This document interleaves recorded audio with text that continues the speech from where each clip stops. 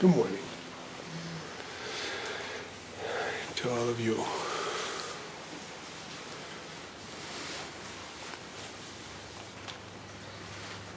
3 weeks ago, I gave a talk that some of you attended, and I titled it On Community.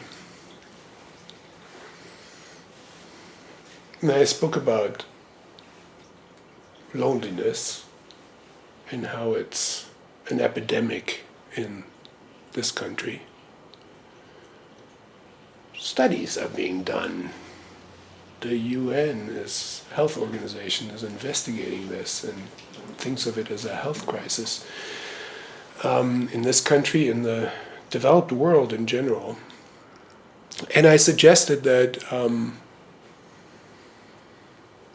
3 practices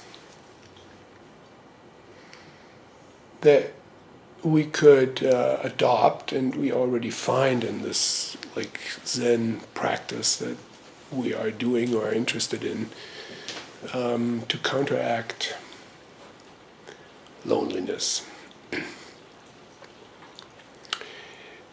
I emphasized, as a first practice, I emphasized sharing space instead of trying to share interests or views.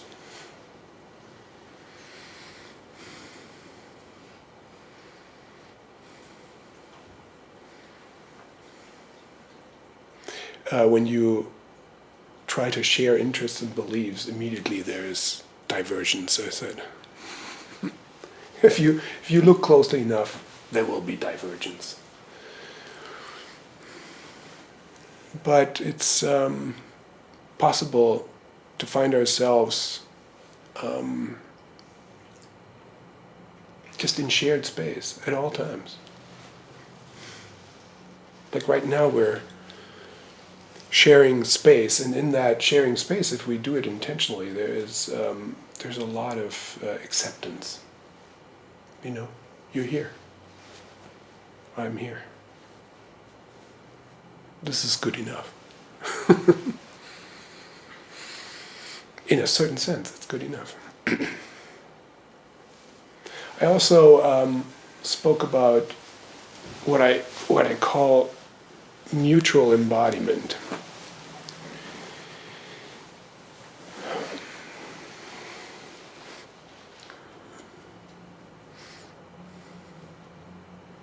By embodiment, I mean that you are able and willing to feel in your own body, as your own sensation, how someone else affects you.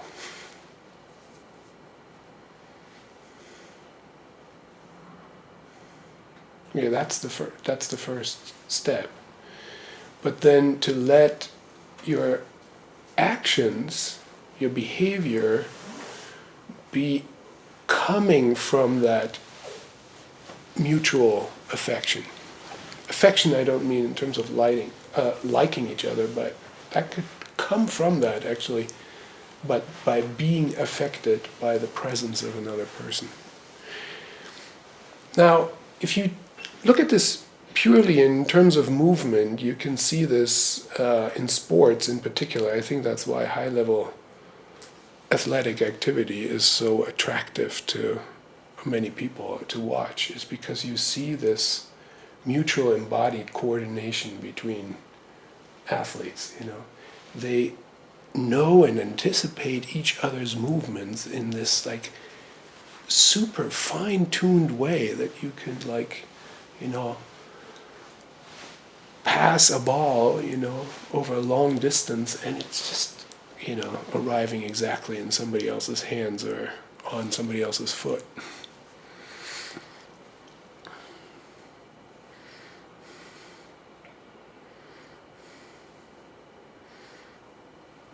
But, if you don't think of it just in terms of like spatial coordination, there's also a mutual pacing. It's like to feel if what someone else is doing is already complete or not complete yet, and to leave that time for completion to occur. This is also that kind of embodied attunement or a mutual embodiment. You create, in a sense, I mean, and this is not just metaphor, we're creating a mutual body in this way. Now, Zen practice is really taking this and making practices out of this, like how we walk together in walking meditation is about mutual embodiment. Also, the fact that we do this like little Japanese chant in the beginning is like, and we don't understand what we're chanting, is about taking the meaning away from the words and just letting the voices come together and harmonize. So you listen at how you fit into this chorus of voices. Not so much about like what you're saying, but how you are enacting it together with others. And that was my last point in these like simple practices that are, simple to understand, I think, but not necessarily easy to practice. Because we're so in our heads. To establish community more through doing things together than talking. Now, I have no problem with talking, as you know. I like to talk. But if you this space, it's like when you are just doing something with someone else, it creates this shared trajectory of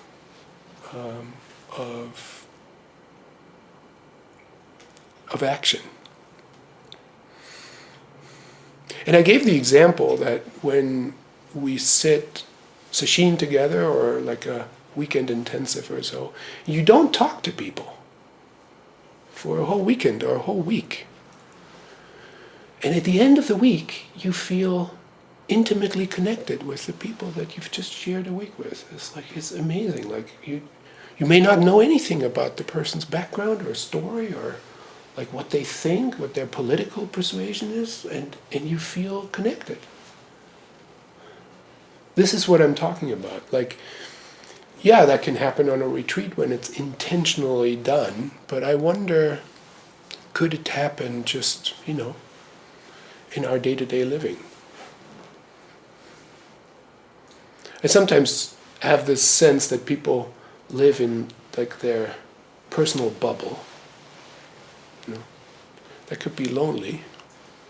Doesn't have to be, but. And one practice I have is when I'm with another person is just to feel how this bubble is inclusive of this other person. It's like I just act within a bubble that contains more than one person, like 2 people or 20 people right now. It's like, so there's a shared space, and we're already swimming in the same water, basically. It's not like there's a huge effort required to get, in touch. It's like the water that we're swimming in together is already creating that touch. Anyway, I spoke in this way. It's just a summary or reminder. Then someone asked a question, and then someone else pointed in the same direction and said, like, yeah, but it's not enough. Like we also have a deep longing to be known and accepted in our feelings and in our thoughts. Right? Because I was just emphasizing, well, make this already connected space happen, right? You just tune into that. It's not like something you have to manufacture, and see if you, through mutual embodiment and doing things together, you can establish this shared space that is already satisfying in a way. But we also want to be known in our feelings and thoughts and accepted and loved, really.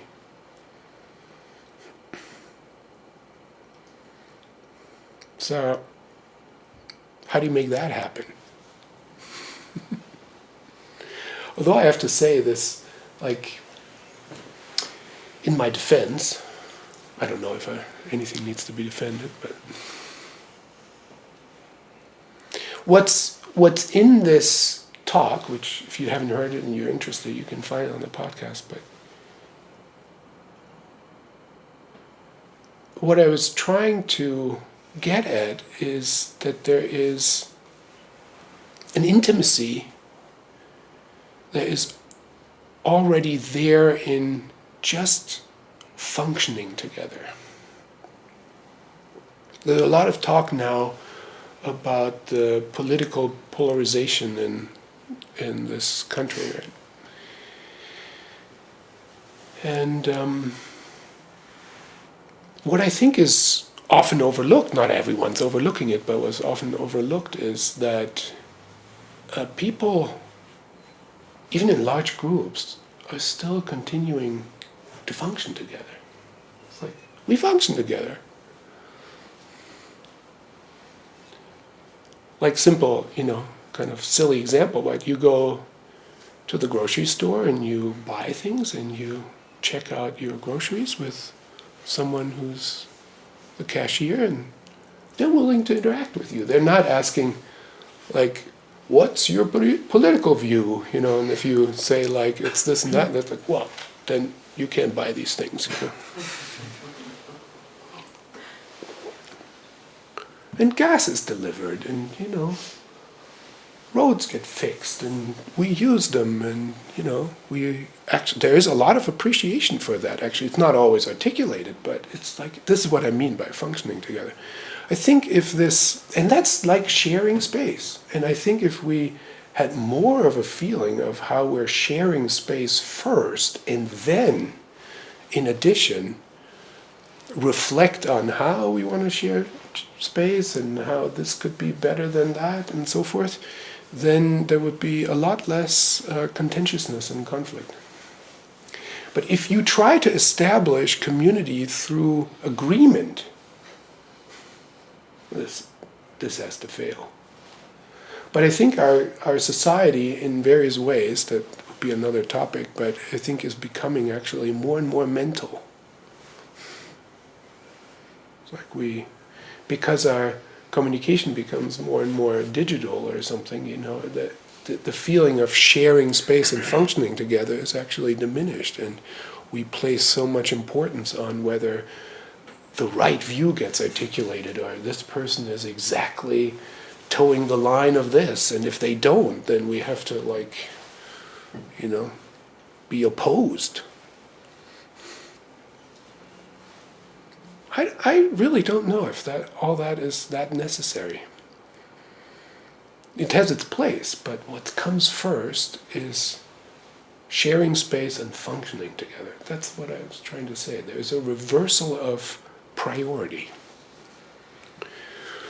Okay, on that basis of that, once this priority is reversed, let's say, it's kind of like a foreground-background reversal, then we could look into, how can we also be known and accepted and loved in our thoughts and feelings.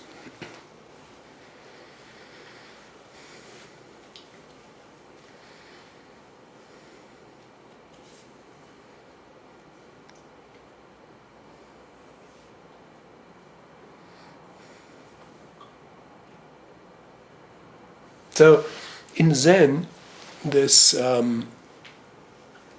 sense of sharing space with all beings, in English, is often called intimacy. Intimacy with all things, intimacy with all beings. So this is why I was, I wrote this book a long time ago, and then it's like, I said something about intimacy. What was it? So I looked it up. Now I want to read it to you because I thought, this is pretty good.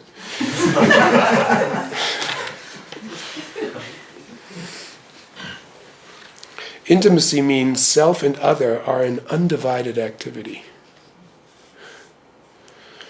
as we gaze into the scene before our eyes, you can do that right now, gaze into the scene, into the space, we realize that everything that appears within our own field of mind.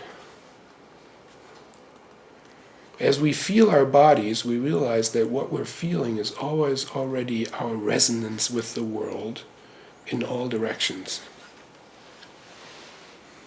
That's what I said, it's like you have this willingness to be sensitive to how everything is affecting you. When you and I are in relationship, you appear within my body-mind, while I appear within your body-mind. It doesn't get more intimate than that.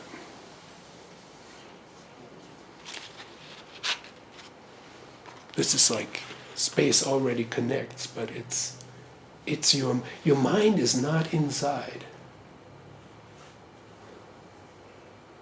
Your visual, auditory mind, your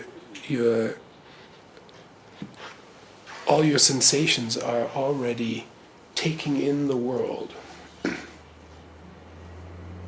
Allow that space to, that is populated by people and objects and situations, allow that to be your mind, allow yourself to be intimate with that. There's no loneliness there.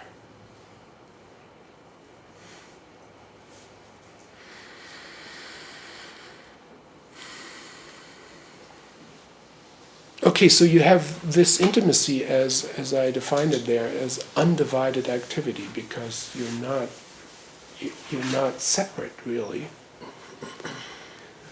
But then there is this question that I received, what about intimacy as feeling close? Feeling close with someone.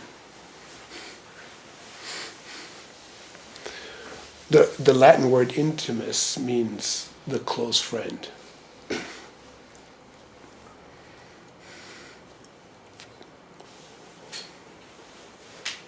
Now, let me try to talk about this from really different angle.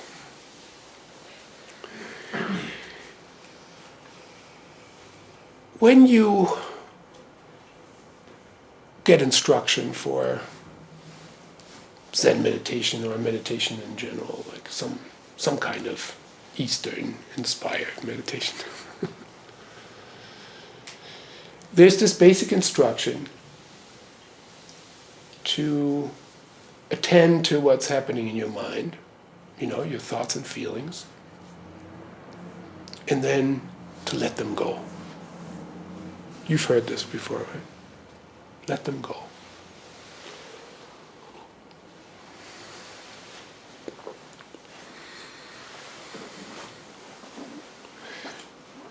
And this is the recognition that we have a tendency to get identified with our thoughts and feelings.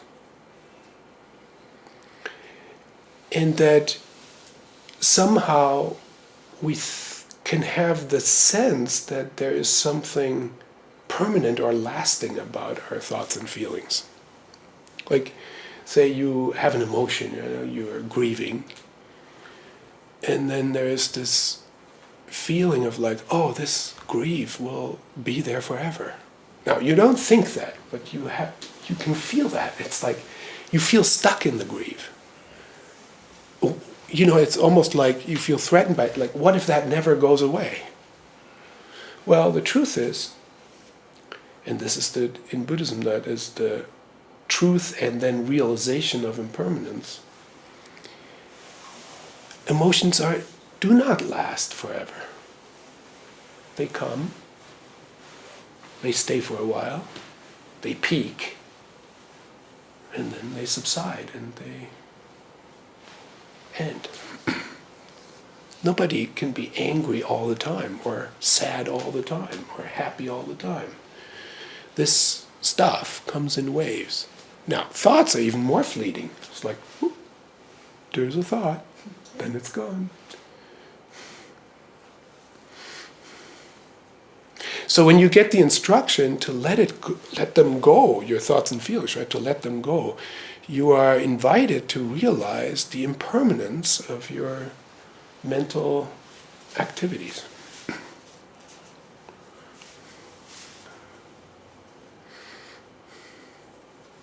But you're invited also to realize that you are not your thoughts and feelings. Because when you realize that you can kind of like step back from them, that's when you can let them go. If you grasp, this is how we prolong emotions, you know. It's like an emotion comes and then you think about it, and then you think about the situation that fires up that emotion, and then you make it stay.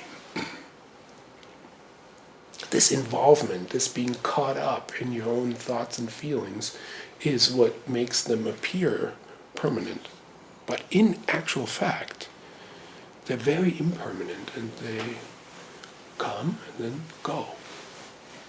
So this stepping back is an important insight that comes out of the instruction to let them go. And the images, you know, that are given are something like, it's like let them go like the clouds in the sky. So you can realize, like, I'm not the clouds, I'm the sky. The clouds can come and go. And that's tremendous freedom. You know, don't believe everything you think. Don't be a slave to your emotions.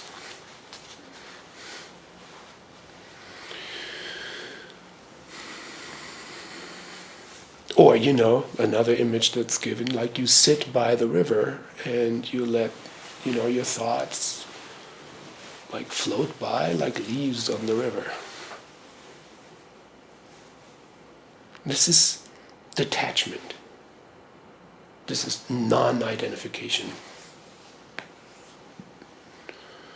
Okay, so this is like, you know, instruction that's been given since the 60s, you know, since this stuff became popular.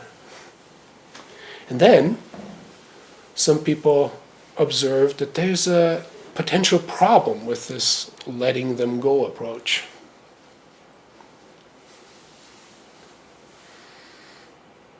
We're all neurotic.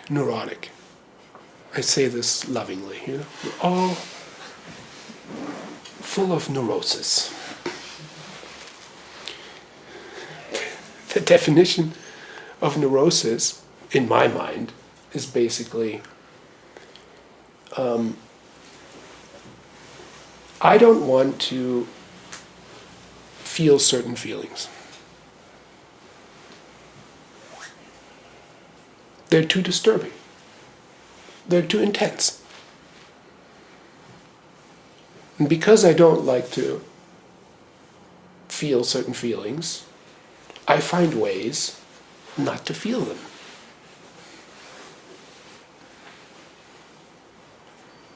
You know, lots of books have been written about that since Freud in our culture. You know? You intellectualize, or you ignore, or you pretend you didn't hear it, or it didn't happen. Denial, you know. Oh yeah, medicate.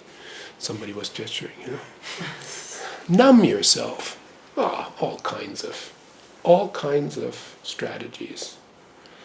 Get back to work.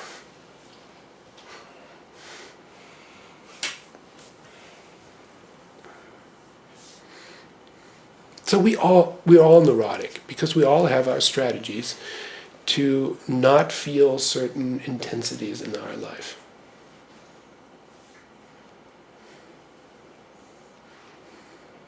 And this, when we're young, this is very useful because it allows us to function within whatever environment we're growing up in. And it's necessary, basically. It's necessary to be neurotic. When you're an adult, maybe you're not an adult yet, in some ways because you haven't really looked into how neurotic you are. Because becoming an adult basically is to leave those, child-like strategies behind and be more and more willing to receive the intensities of life. Because they belong. You can't have a life that is devoid of intensities. But you can try, and when you try, I think what you find, and that's why it's so painful and leads to suffering, when you try, you find that your life becomes very limited because, well, I can't interact with this person. Because why can't you interact with this person? Well, because all these feelings come up in me and they're too intense.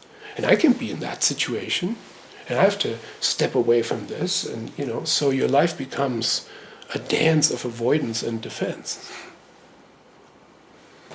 And many people live that way their whole life, and they just, it's a given because, hey, I can't tolerate this. This is too intense. I can't deal with this. So you just keep going that way. But some people wake up and say, wait a minute, is this necessary? My life is very limited because of these neurotic tendencies. Then a path unfolds from that, and it's not always easy to be on that path, to discover how much you are defending against and avoiding certain intensities. And it can be simple things, like just somebody says that they don't like something you did and it's too intense. You see what I'm saying? Somebody's giving feedback and you're like, ah!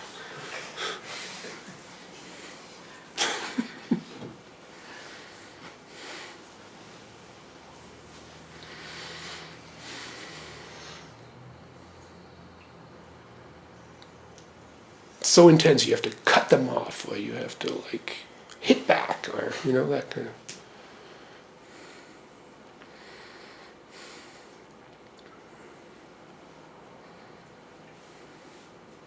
Now, people have found out that we can misuse meditation as another defense strategy.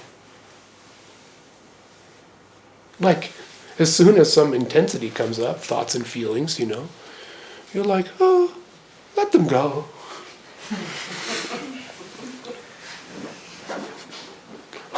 I'll tune into my meditative space, and it's like, oh, let them pass. This is impermanent,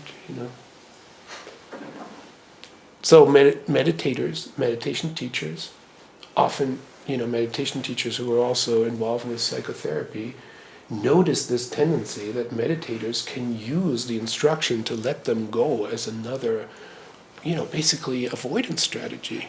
And a word emerged for that, spiritual bypassing. Is this a correct observation? It happens. So we're all neurotic, and if you're a meditator, you're also a spiritual bypasser.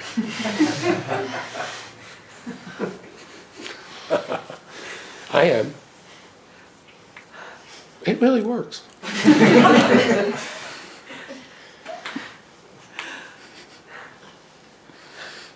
Now, that happens on a spectrum. You can really do it hardcore, and every time you meditate, you basically tune into this empty mind in which you have no thoughts and feelings, and you're like, oh, this is great. You escape for 40 minutes from the intensities of your life, and then you're surprised when your life comes back with all its intensities, and then your main question is how can I get this calmness into my life? Why is this so hard? Well, you just practice to shut it out, and you would like to shut it out in your daily life too, but that doesn't work. Sorry.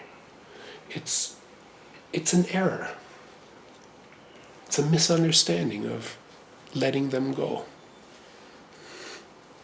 So then people have adjusted this phrase, and one adjustment that I've used a lot, and I like it, is instead of letting them go, let them come. Because resilience Your willingness to feel intensities is the proof in the pudding for that is to let them come. Let those thoughts and feelings come and sit quietly. So it's like there's not the intention to not be disturbed ever. That's neurotic. There's the intention to not be disturbed by when you are not to be disturbed by your disturbance. You're willing to be disturbed. That's different. You see? That also is like, that's the end of your idea of like good and bad meditation. It's like, I had a great meditation. I was totally calm. No, meditation is, now, and this is, you can say, let them come, or you can call it, let them be there. So my main way of instructing just sitting, our Zen practice of just sitting, is to allow your experiencing to be exactly what it is at this time. Let it be the way it is. No interference. No desire for this not to be there. No desire to manipulate or alter it. This is a different step. Can you feel that? This requires courage. This is sitting with fire, in the fire of your own intensity.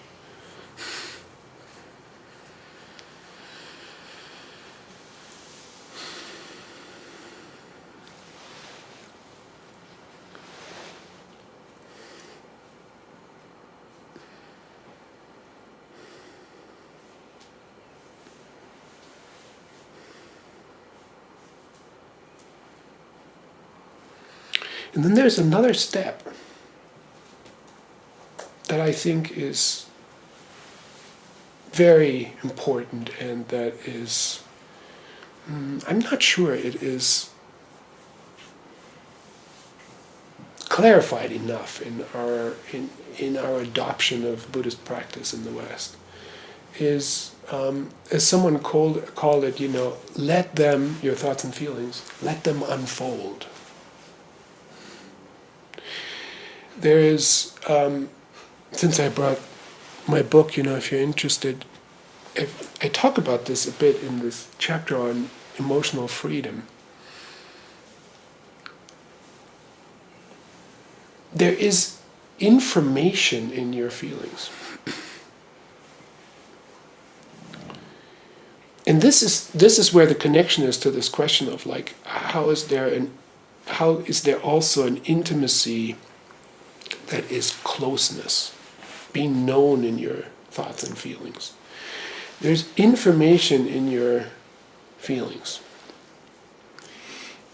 but it's not readily available, sort of like it's not spelled out with some kind of clarity. You need to find a way to let it unfold.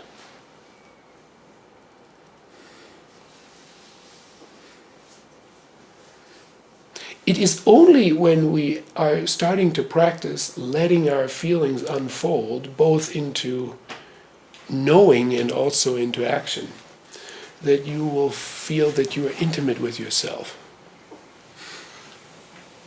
that you're in touch with what really matters, that you're living your life out of, this like, I don't know what to call it. Authentically, I guess. I'm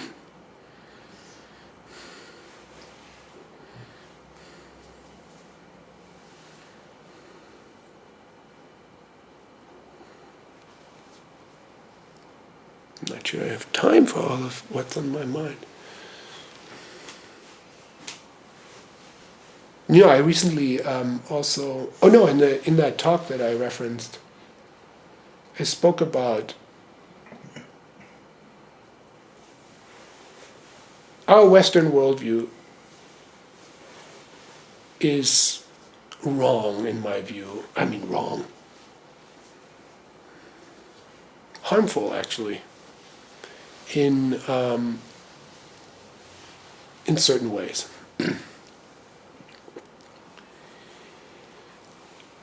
We think of the world as separate objects that then later relate. And we think of our own interiority, our own psyche, you could say, as a kind of separate space that is very private. And, nobody can get in there, and, you have a hard time getting in there too. It's like it's mysterious what all the stuff that's in that container called the psyche or the soul.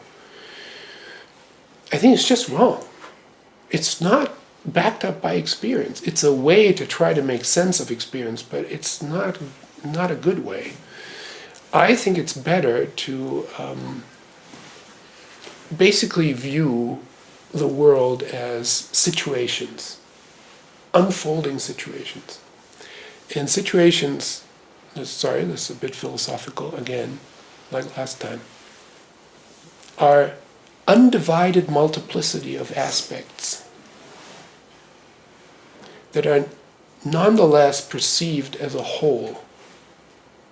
Okay, for example, a face is constantly changing. And there's a lot in a face. When you look into a face with, a certain kind of sensitivity, a lot of aspects are present in that face, but it's like in a vague way. You can't quite pin it down.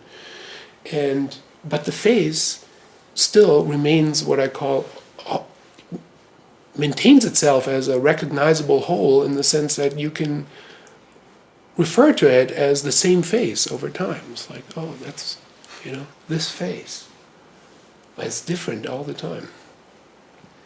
So, in a sort of technical way, I call that face is a situation. Each person is a situation, but also if you say like this relationship, just call one relationship that's important in your life, to your mother or to your partner or your sibling or your close friend. That relationship, that's a situation. It contains a lot, has many aspects. They couldn't all be named. It's too much. There's an overabundance of complexity in situations, like in a face or a relationship or, larger situations. A nation, a war.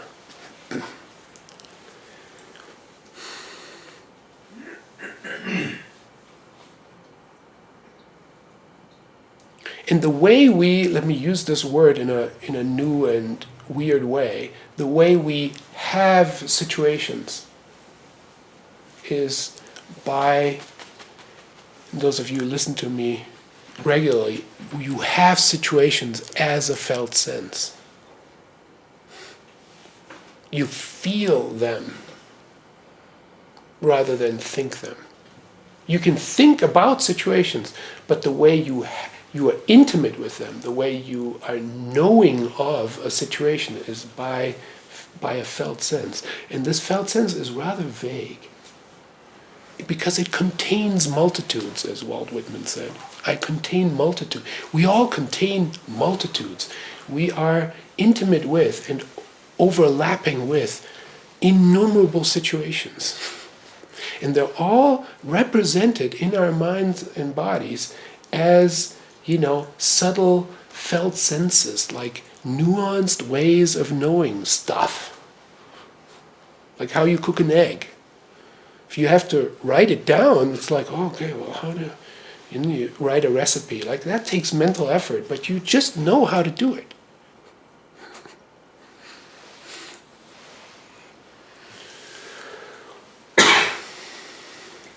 I urge you to discover this, really.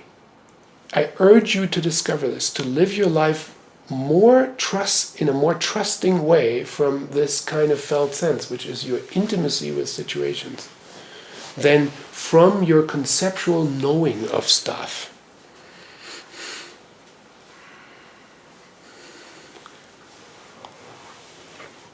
Okay, what I said about letting them go, stepping back, practicing this non-attachment, this discovery of freedom, these are all extremely important skills, because a felt sense, in its vagueness and sometimes surprising quality that you have not felt before, that that is, but you feel it has a certain depth. There's something there that I can't grasp yet, but it is very relevant to my life. To be with such a felt sense in a non-interfering way is absolutely crucial. The tendency in human beings is to want to already know what that is, or to pretend you already know, or to put a label on and say, like, that's that. So in Zen practice, we talk about not knowing is most intimate, right? The not knowing, the just pure attending to the felt sense, lets you be intimate with a situation. And then you let it unfold in a new way. Let new aspects, new things that you haven't articulated before come as they want to come. It's not up to you. And that's, there too, is like, for those of you who are more experienced with this is the practice of non-self. You don't already know. You are there to receive what unfolds. And let that which unfolds carry forward into action. Now, if you are looking for closeness with another person or with a group of people, you're not in control of what other people are doing. You can't practice other people. You can practice yourself. And I think the way we are able to step into intimacy with others is to first step into intimacy with ourselves, with our felt senses of situations, the complexity of our life, and allow ourselves to articulate, speak, share from that place. In a very different way, to say what you really mean, and not knowing yet what you mean.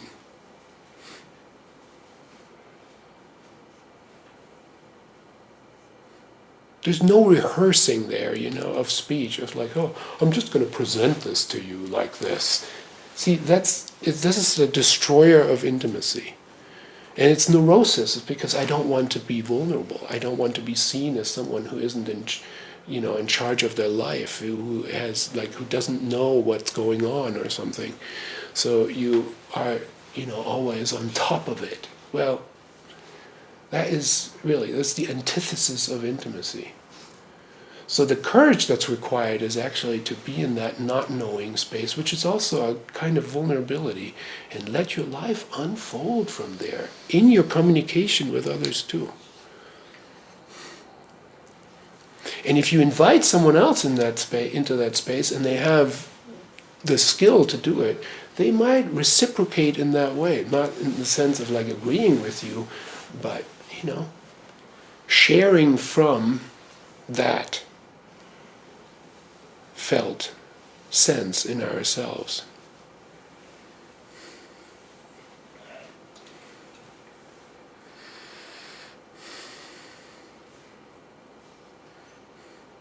I got all animated about that.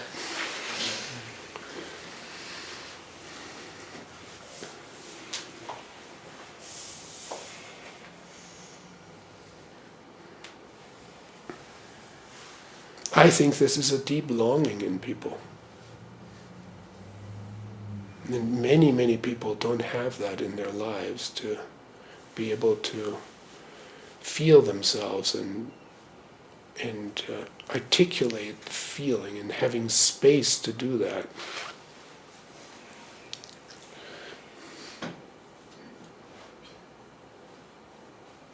Our public discourse, and this is why it's so, I think so many people start to really hate it. It's the opposite of that.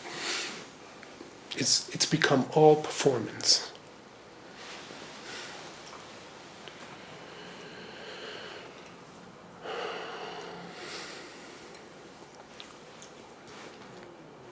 So I think it's important that somehow in our personal lives and in our Sangha life, like, we attempt to share space, as I said, and then cultivate the content of that shared space in the way I just tried to describe.